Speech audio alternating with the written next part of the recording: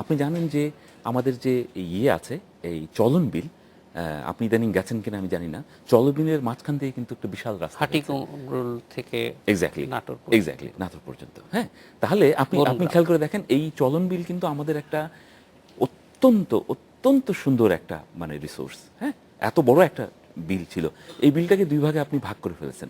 সুতরাং এই ভাগের মাছগুলো কিন্তু আর ওই ভাগে যেতে পারবে না, ওই ভাগের মাছগুলো ওইভাবে যেতে পারবে না।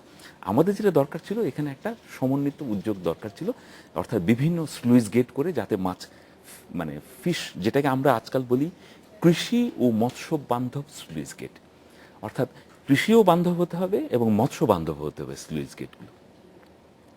তো এখন যেটা হচ্ছে যে বাংলাদেশে আগে এটা হতো না, কিন্তু এখন আমার ধারণা প্রত্যেকটা এই ওয়াটার রিসোর্স ইঞ্জিনিয়ারিং এবং যে প্রকল্প আছে সেই প্রকল্পগুলোতে বলে দেওয়া থাকে যে ওইখানটায় যেই সব বন্য প্রাণী আছে এবং মাছ আছে তাদেরকে চিন্তায় রেখে, মাথায় রেখে প্রকল্পটা মানে ড্রয়িং করতে হবে।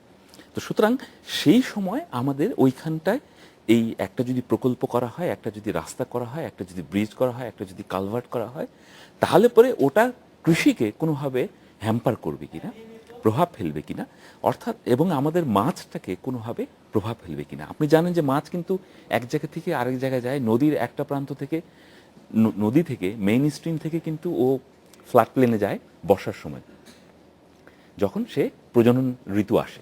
আবার কিন্তু প্রজনন ঋতু যখন সে বাচ্চাগুলো বড় হয়ে যায় আবার কিন্তু সে ফিরে আসে নদীর একটা জায়গায়। তো সুতরাং এই যে মাইগ্রেশন, হ্যাঁ, এই মাইগ্রেশনটাও কিন্তু বাধাগ্রস্ত হয়। ফলে হয় কি, আমাদের মৎস্য সম্পদ কিন্তু হুমকি সম্মুখীন হয়ে যায়। তো সেই জন্য আজকাল কৃষি এবং মৎস্য বান্ধব স্লুইস গেট আমাদের দরকার হয়। এছাড়া আপনি জানেন যে বাংলাদেশে কিন্তু ফিশ পাস, একটা ফিশ পাস আছে, অর্থাৎ আপনি যদি কোনো ড্যাম করেন, হ্যাঁ, তাহলে পরে ওই ড্যামেও বা ব্যারেজ করেন, ব্যারেজেও কিন্তু আপনার ফিশ পাস বা ফিশ ল্যাডার বিদেশে থাকে, আমেরিকাতে আছে, উন্নত বিশ্বে আছে, কানাডায় আছে, বাংলাদেশে ছিল না। এখন মৌলভীবাজারে একটা ফিশ পাস হয়েছে। এটা একটু জানবো, একটা বিরতিতে যেতে হবে, বিরতির পর আমরা ফিশ পাস এবং অন্যান্য বিষয়গুলি। দর্শক, আমরা নিচ্ছি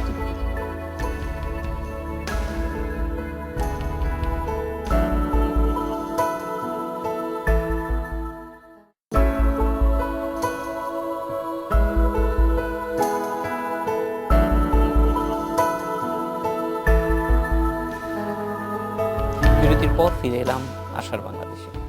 স্যার, যেটি বলছিলেন যে উদ্যোগের বিষয়টি।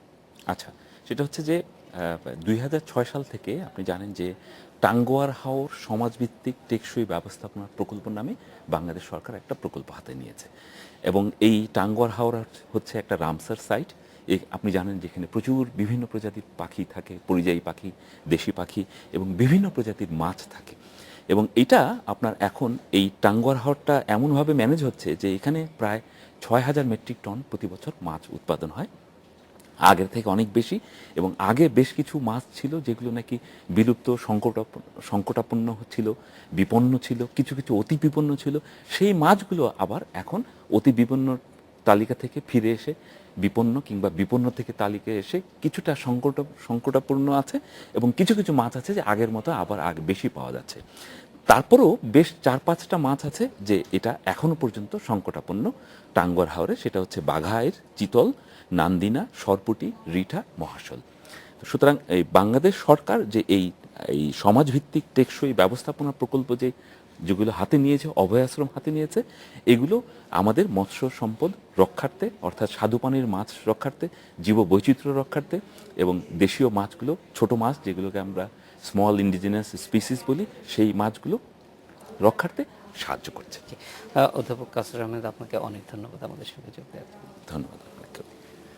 দর্শক, আমরা চলে যাচ্ছি অন্য খবরে। কৃষি কাজে একটি জমির সর্বোচ্চ ব্যবহার কিভাবে করা যায় সে বিষয়ে চাষিদেরকে প্রশিক্ষণ দেওয়া হচ্ছে, এই বিষয়টি আমরা এখন দেখব।